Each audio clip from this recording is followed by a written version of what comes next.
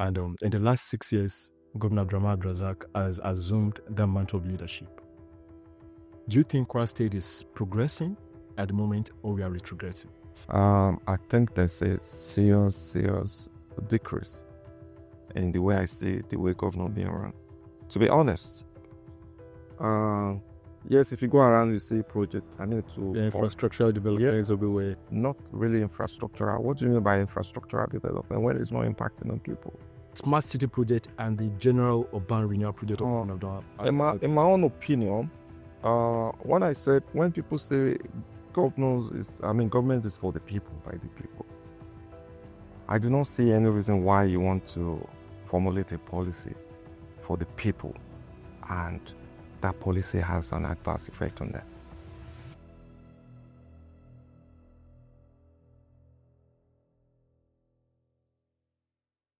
Hello, beautiful people. You are welcome once again to yet another amazing episode of the Periscope Podcast. And just as you know, on this show, we try to explore the depth of every conversation and uncover the truth behind it all. Politics, lifestyle, entertainment, education, and much more are some of the conversations we explore on this platform. We try to go beyond the superficial level of every conversation by going deeper into those conversations. We want everyone to see beyond their noses. And today we will no different. I have right on the show an amazing guest. He's a political figure, and he's no ordinary political figure. He's a seasoned legislator and a former two-term member of Kwara State House of Assembly, representing Umupo constituency between 2011 to 2019. While he was in the House, he was opportune and privileged to serve in various pivotal roles like finance, business, works, transport, and many more.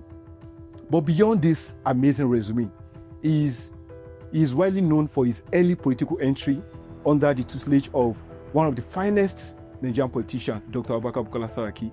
This amazing guest and seasoned politician we have right on the show is none other than Honorable Moshood Bakare.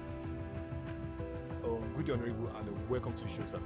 Good day. How are you doing? I'm fine, sir. Yeah, thank you. And I'm very delighted to have you on the show, sir. Yeah, thank you very much. I would like to dive straight into the conversation with you because I have so many questions popping up on my brain, in my head right now, and I can't wait to just dive straight into the conversation, sir. For the purpose of those that do not know you, because I believe majority of Kwara youths know, they must have heard Honorable Moshood Bakare. But for the purpose of those that are hearing Honorable Moshood Bakare for the first time, I would like us to go back to your early days. So I would want us to start with you, sir. Who is Honorable Moshood Bakare? Beyond the titles, the accolades, even beyond politics. Yeah, that's good. That's a good question. So, I'm Moshood Bakare. I was born in Ilori. I'm from Igbaja. My parents are from Igbaja, but I've spent good time of my life in Ilori. I had my school's education, and then went to Lagos to start some work. Then came back to Ilori. Then, okay. I did computer science in my higher institution. Well, I'm not sure you're aware of that. That's great. I started work so early in my life. I think I was less than 20 when I started. 21 years. Yeah, when I started. It's impressive. Yeah, so then I found myself in banking sector. That's why I started my career originally. You did computer science. Yes, I did. But you found yourself in the banking sector. Yes. How did you come to that? Well, at the time that banking was trying to be digitalized, that's when I joined the banking sector. So it was easy for me to navigate into banking sectors. Okay. Yeah. I think that is such an inspiring story because for someone who started politics around you said you started politics around 21 years old. Yes. It is very rare for us to see that today. But I think with the spark in the cultural revolution in today's politics, I believe more youths are also venturing into politics.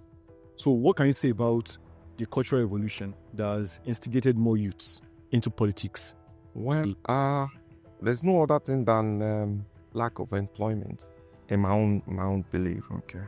Because that Nigeria is very unfortunate to provide platform for young people.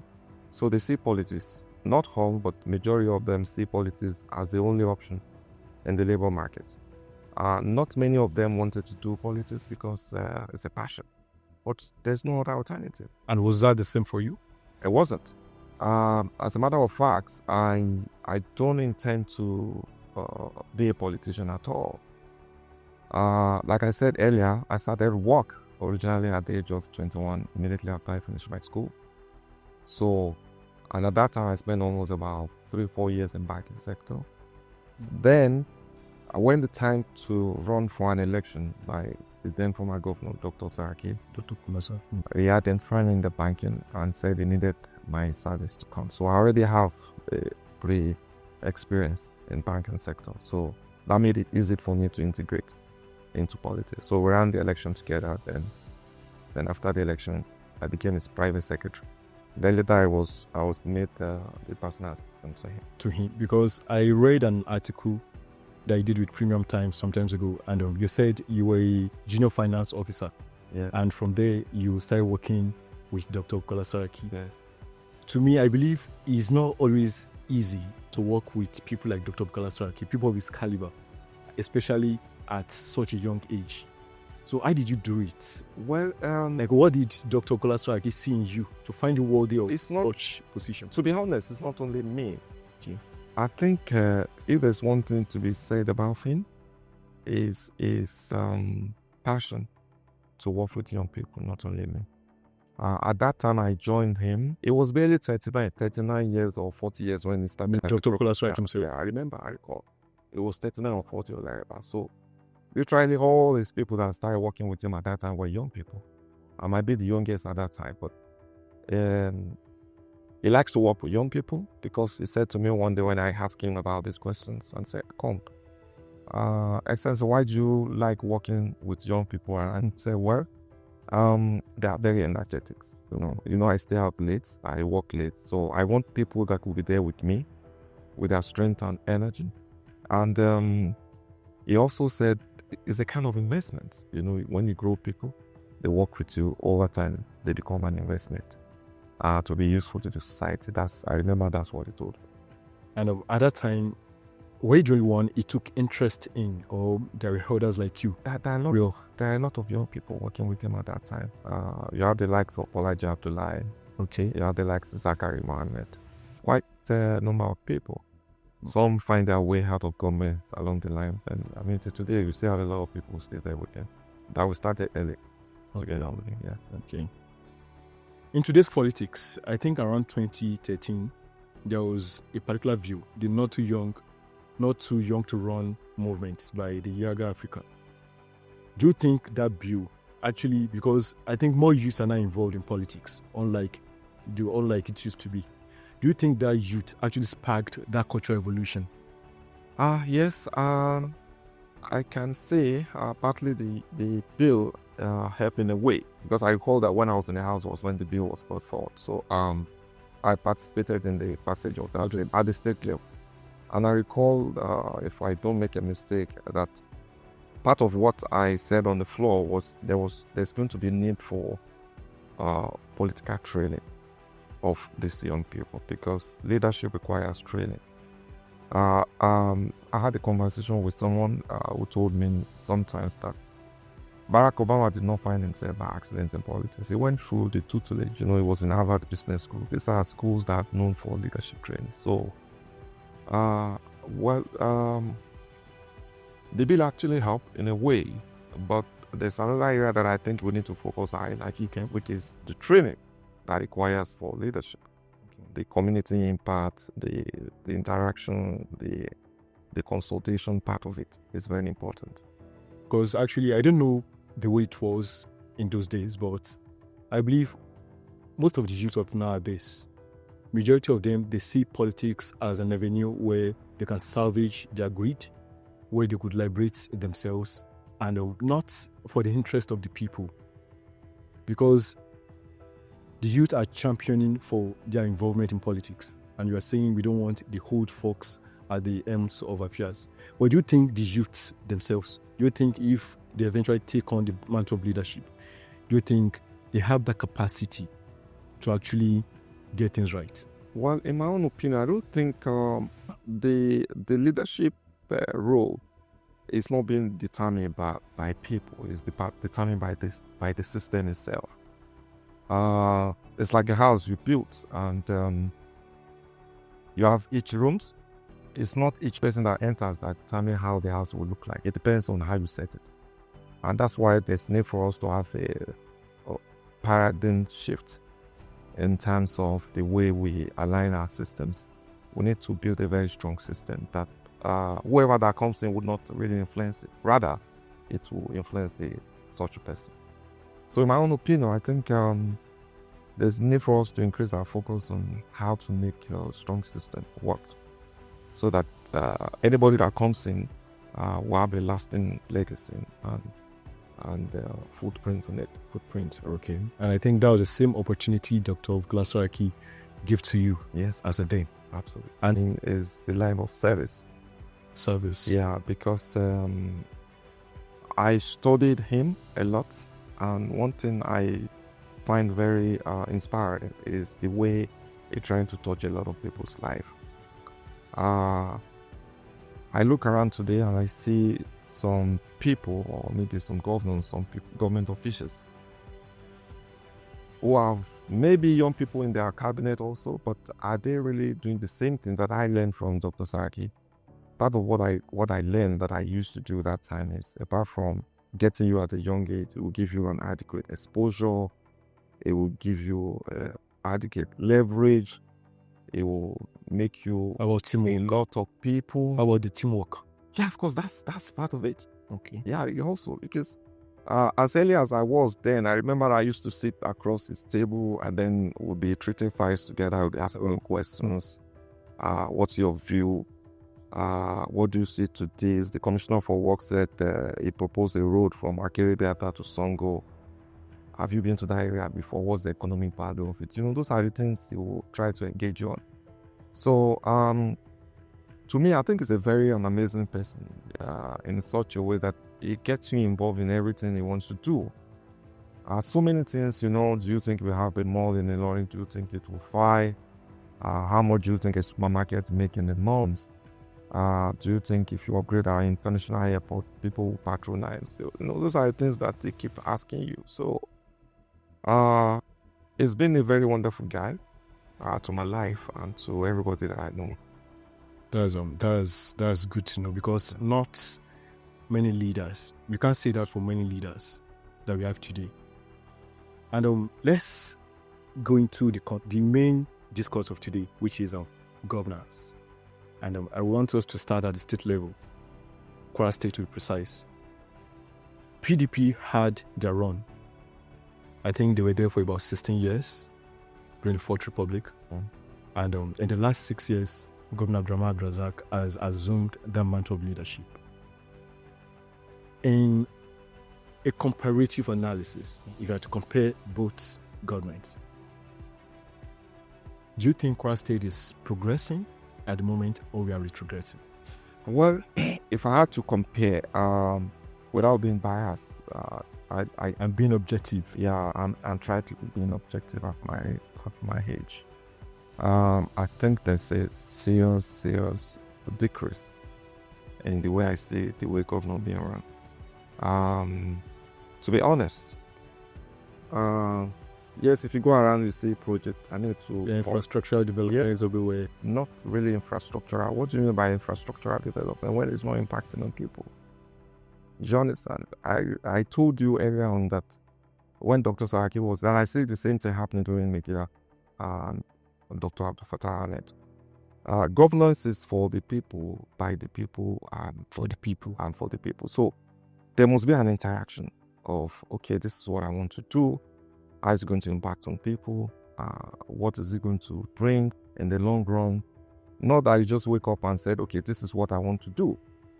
I've not seen, maybe there's any, maybe a video clips of a council meeting where it's a serious interrogation and interaction within the commissioners, the SAs, and the governors.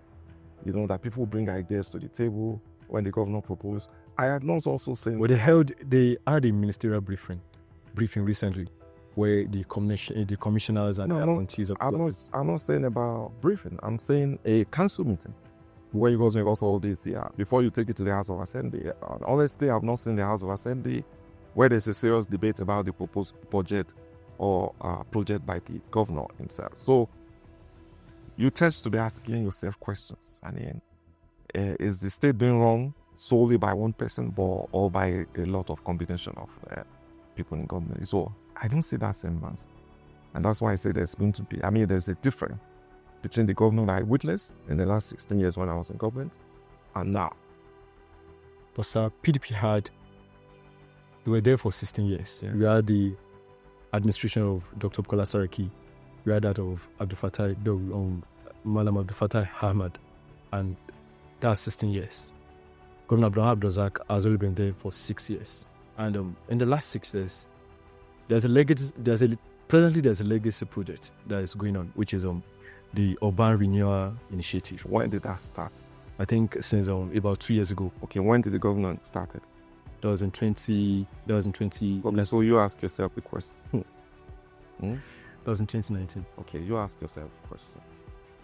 And so in Ilorin at the moment, one of the key components of that bill is Ilorin Smart City. Okay.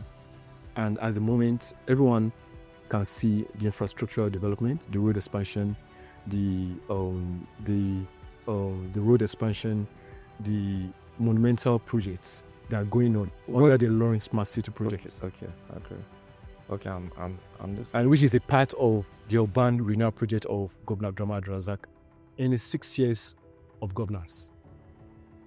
And this is very obvious because so many developments are going on at the state. And what the government is saying now is it may actually it's not actually not go down well with people because some believe it's affecting their businesses. Some believe it's actually displacing businesses. But they believe at the long run, people appreciate the good work of the government. So what do you think about the Smart City project and the general urban renewal project of in my own opinion, when people say government is for the people, by the people, I do not see any reason why you want to formulate a policy for the people and that policy has an adverse effect on them. There must be a semblance of humanity in every policy we do. You are getting all the money being spent are taxpayers' money. Let me give you an example. You see shops being blocked, you see businesses being blocked because you want to make the city look beautiful. And don't forget those those money are taxes from those businesses you're blocking. So some of them have been said. How do you reconcile that? In one of the most prestigious streets in the world today is Oxford Street. You see people having shops, beside the store, beside the mall. Yes, being coordinated, but not that you block them completely. Do you provide any alternative for them? There's no alternatives. Do you have a market? I reform when Dr. Saraki wanted to decongest either the Emir market or a Pata market. What he did, before he even did that at all, he went to set up the mandate market so that he can move people there. You understand? So those are the things you need to, because all these things you are doing it for people, not for you. Not for your guest that comes and say, oh, this looks beautiful. No.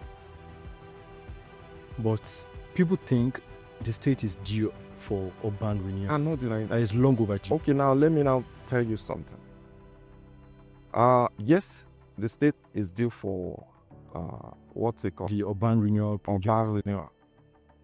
The argument from where I come from, which is Kwara State, is look, if you're spending that so much money in one local government, because all these projects line up in just 1 3 kilometers from Tanke Junction to Unity.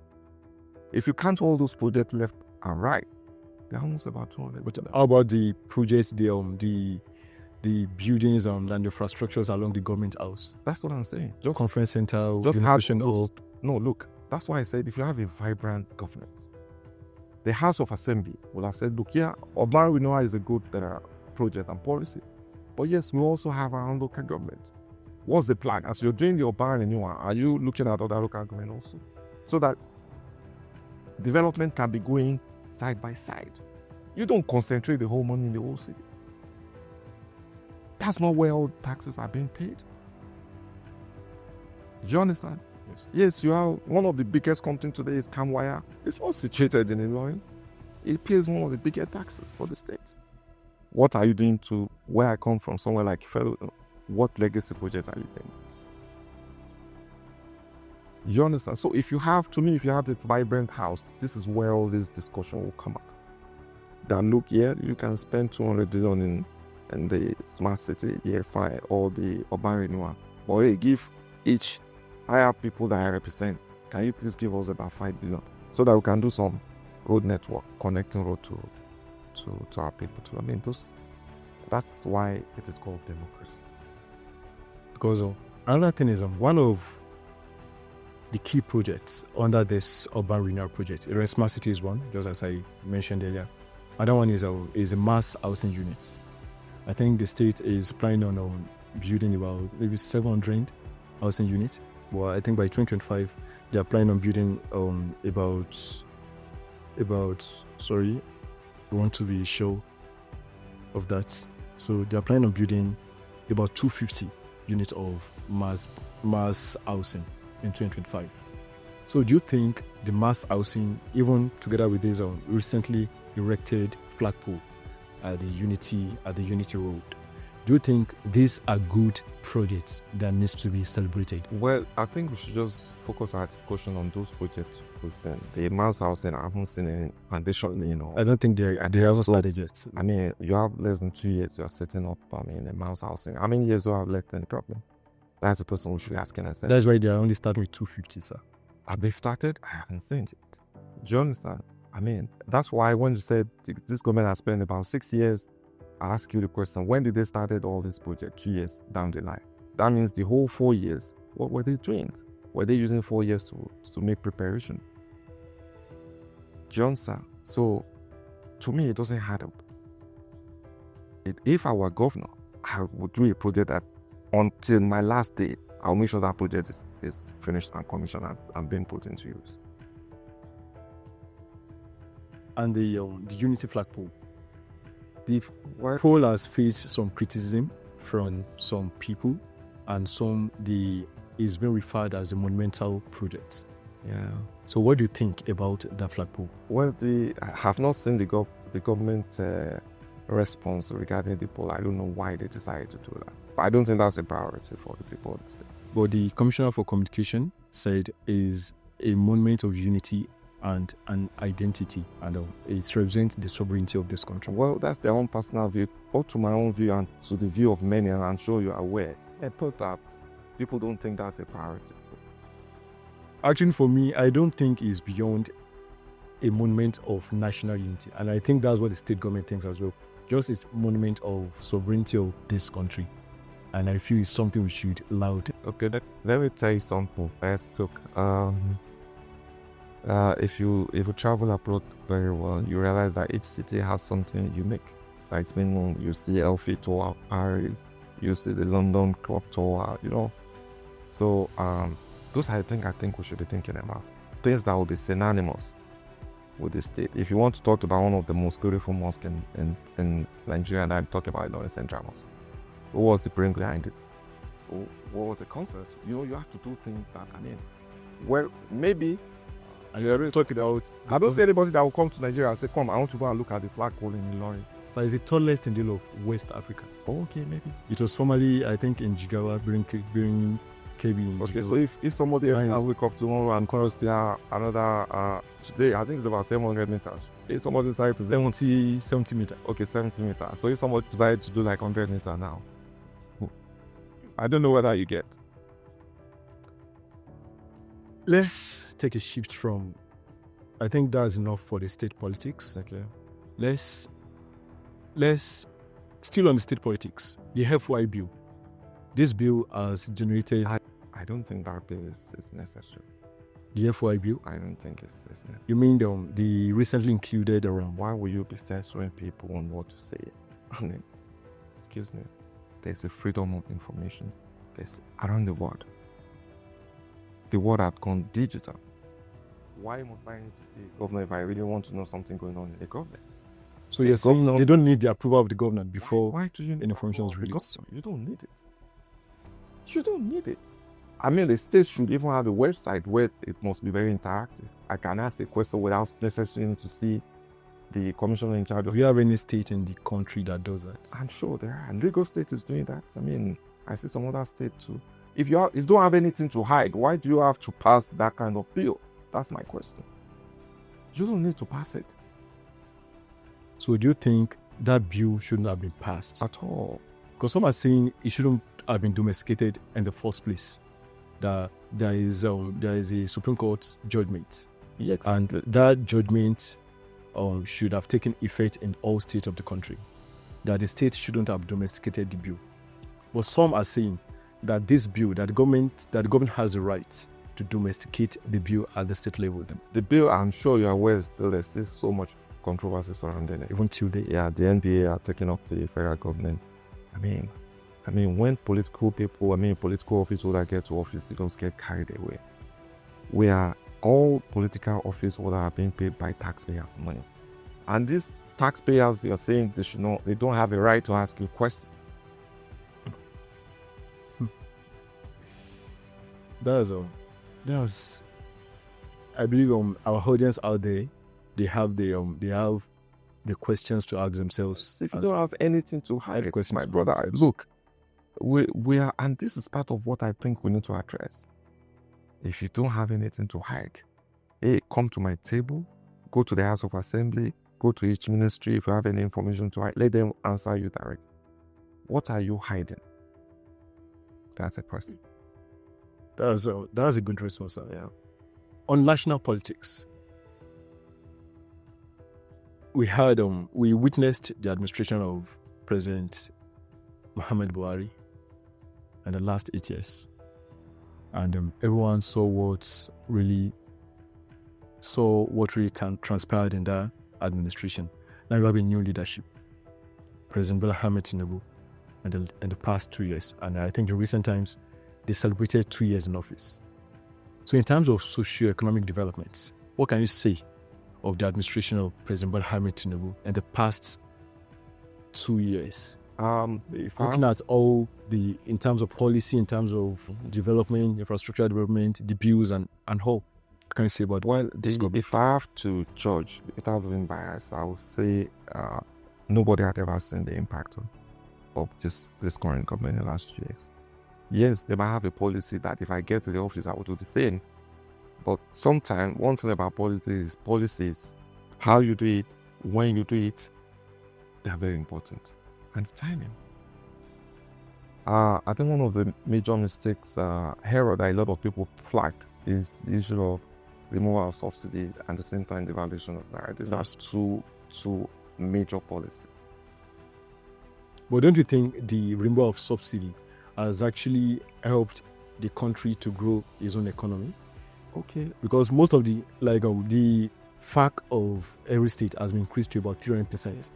And I don't think we have any state government that is owing any salary at the moment. Now the argument is, look, they renew the subsidy, right? Yes, sir. They pass on the money to the governors. And this same governor is saying you can hold them to accountable. This is where the problem is. But at the state level, things are actually, no salary is being held. Governors are actually, they have more projects to commission at the state level.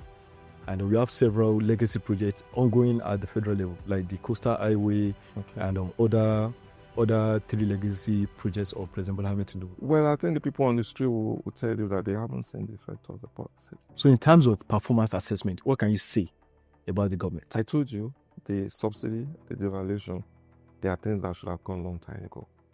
But two together. So you agree with them that it should have gone? Of course, it's a policy that is required by any developing country. So don't also forget that the timing, the combination of the two is what we're facing today, making us have that huge impact. Things are not well, you can attest to that. I'm very sorry to say this. But people have not seen the impact of this current administration. On that, Except you are saying. because if we are saying the people have not seen the impact, should we say all the elected members have not seen the impact as well? Because recently, an House of Rep member from Osun. He came online and said, no elected member of the Federal House of Assembly or Rep or Senate, for the House of Rep, he said, no elected member gets less than $1 billion. And at the Senate, he says none of them gets less than $3 billion. The rule of parliamentarian is quite different. It's only in Nigeria that we turn things upside down. What does the rep member has to do with collecting of money? $1 billion project. You are subverting your role as a legislature. Your role is not to get projects. You're not part of the executive. Your role is to make law. Do you understand? Put the executive in checks. I saw the video, I was like, no, this is wrong. Because people are surprised that our elected members are getting this much. So can we say that the money they're getting actually justifies the project that is being done at their individual community? Our business show, no member of the parliament should be giving money for projects. But that's the way it's done, sir. No, it's not. That's not the way it's done. They get money for constituency allowance. I doubt if that's the way it's been done. So there's nothing like constituency allowance. Well, there's a constituency allowance, but there's no constituency project. If you say constituency project, yeah, but are they giving money directly to the HOF? So those monies, what are those monies supposed to be used? The only thing I know about constituency projects, it doesn't really happen at the state level. It does a lot in the National Assembly. Is you do a community impact assessment of your community, what they need. Then you look at the relevant agency, you approach them. Then you get this put in the budget for them. That's what I know about constituency projects. In recent times, the PDP has faced a lot of defections. The gale of defection hitting the PDP at the moment is quite alarming. And this across the country. You have even some state governors defecting to the APC if they don't feel the impact. You see some PDP governors who were elected on the platform of the APC, on the platform of the PDP, defecting to the APC. And when they asked most of them, they said they want to be closer to the federal government so they could bring more dividend of democracy to their people. So do you think if the APC at the federal level are not doing enough, do you think this defection and the tsunami and everything that is going on in the PDP would even happen? No, my brother. Because I feel they see that renewed hope in the APC. That's why they're Let me tell you something. If you flash your mind back to 2015, before the election of President Muhammadu Buhari, you will recall that there's a lot of defection into PDP. People trying to endorse President Jonathan. But it has never been like this. No, there was a mass endorsement by a lot of people. And most of these people that you say they defected, governors, maybe Senate, Rep, it's all about their interest. Even the governor of Kwara State defected recently. Yeah, it's all about interest. And don't also forget that things politically happen in Nigerian space recent time. We have had states that lost election to opposition, to a party that didn't have a structure. So, in today's Nigeria context, especially with the reality of things, governance does not really determine the momentum of electoral outcome. So don't you think, with what is going on in the country at the moment, and as you are approaching 2027, the horizon is eating up, and people are looking forward to the 2027 general election? Yes. Do you see PDP standing a chance at the election? Very well, I say PDP standing it. Even with the gale of defection? Of course. I mean, for every election cycles, opposition stand the best chance. Do you understand? Because people are because people are accessing the current government. And from what is going on, like I said earlier, the governors are not going to determine the election outcome. It's the people. Forget all these things they are doing. People are looking at them. You understand? People are really looking at them. There's going to be a new order. Because it's the people at the end of the day that will determine who becomes their president or governors in each state. And even at the Kwara, at the state level, yes, exactly. Do you see people having this rerouting their ways and going for another? No, I'm very certain about Kwara. I'm very certain. There's no two ways about that. PDP stands a better chance. I am 100% certain. I think we have to see that in 2027. Inshallah. Let's talk about 2027, the election. We've heard everything. You've been in the political space for quite some number of years now, and people witness your time at the Kwara State House of Assembly, especially when we were representing Unko constituency of Ifelo local government. And since then, after the leadership of Governor Abdul Fattah Ahmed, you took a break from the political space. So 2027 is around the corner. What is Honorable Moshood Bakare cooking behind the scene that we do not know? I've seen a lot of things. Because I don't believe you are cooking so much behind the scene. I don't know about. I'm actually cooking a lot of things.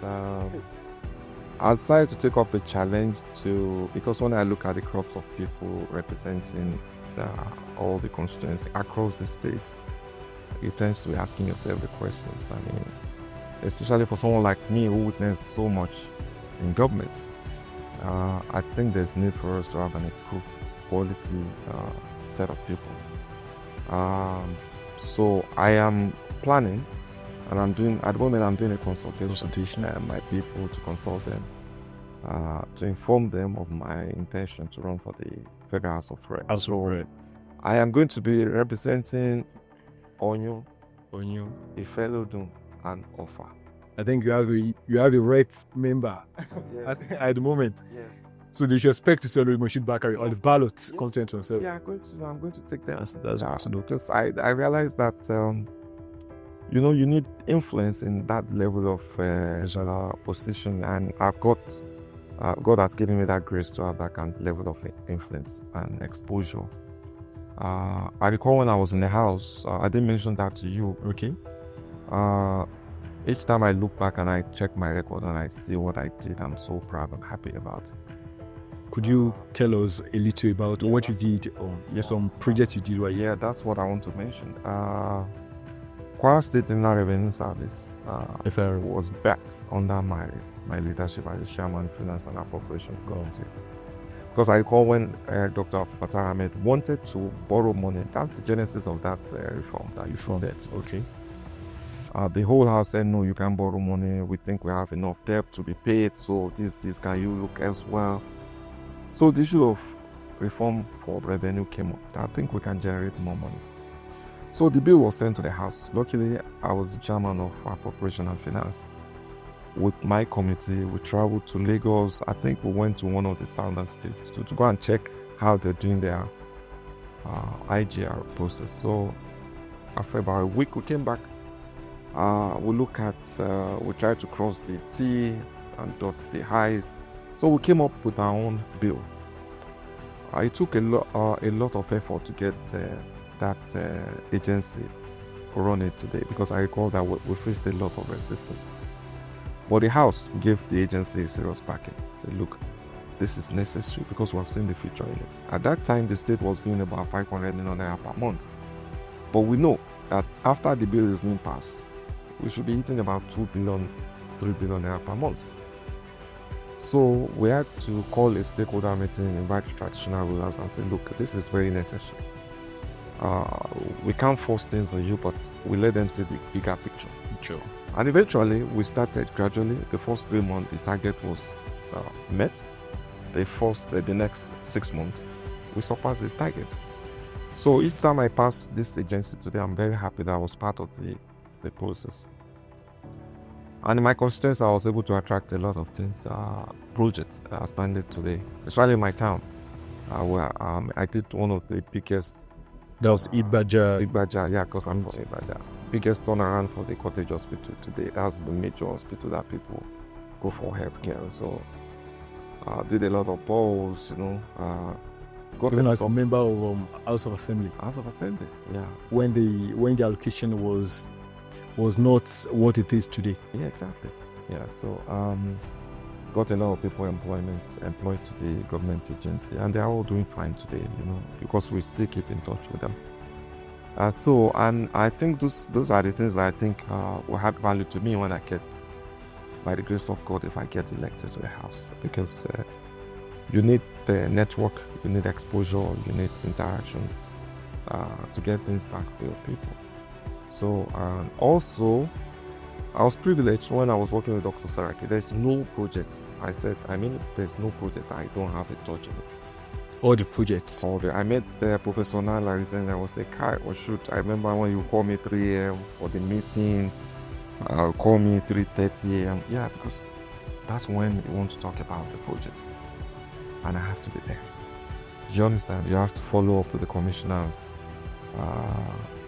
Aviation College, upgrade of Ilorin Airport.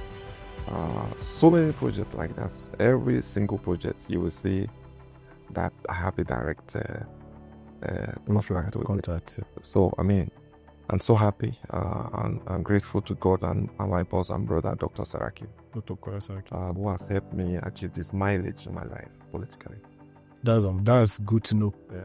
Ladies and gentlemen, this we've let me start with, I believe everyone you heard from Honorable Moshood Bakare himself. He said by 2027 we should look forward to seeing him on the ballots come 2027.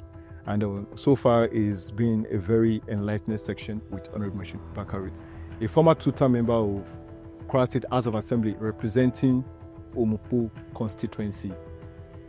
And it's good to know to have him on the ballot, because I believe 2027 is going to be a very tough battle, and we, inshallah, God's fair life, we all be there to witness that election. So thank you all for staying with us. Thank you all for staying with us. So we look forward to seeing you on the show another time. Thank you.